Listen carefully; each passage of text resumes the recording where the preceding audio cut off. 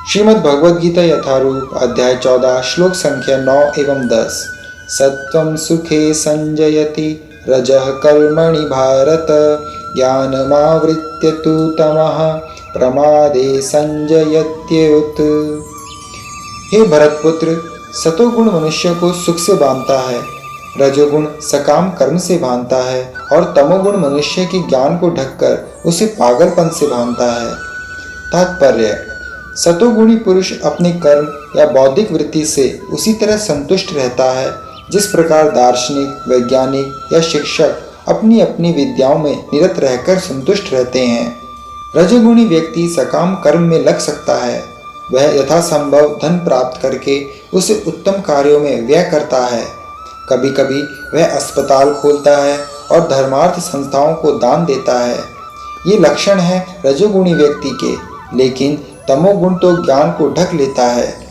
तमोगुण में रहकर मनुष्य जो भी करता है वह ना तो उसके लिए ना किसी अन्य के लिए हितकर होता है।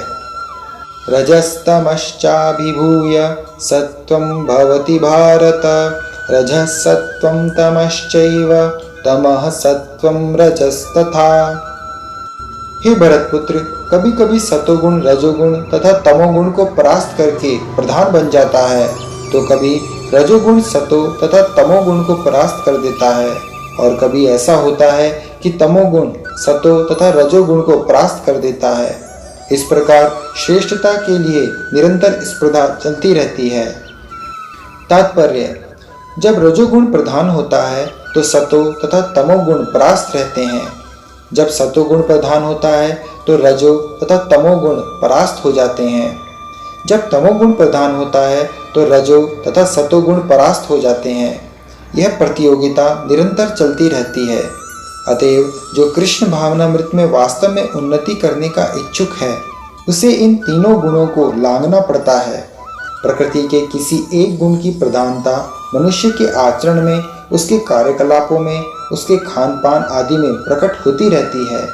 इन सब की व्याख्या अगले अध्यायों में की जाएगी। लेकिन यदि कोई चाहे तो वह अभ्यास द्वारा सतोगुण विकसित कर सकता है और इस प्रकार रजो तथा तमोगुणों को परास्त कर सकता है। इस प्रकार से रजोगुण विकसित करके तमो तथा सतोगुणों को परास्त कर सकता है, अथवा कोई चाहे तो वह तमोगुण को विकसित करके रजो तथा सतोगुणों को परास्त कर सकता है।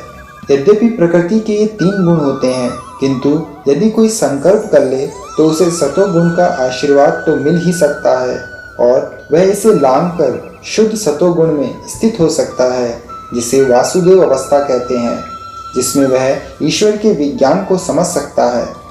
विशिष्ट कार्यों को देखकर ही समझा जा सकता है कि कौन व्यक्ति किस गुण में स्थित है। हरे कृष्ण।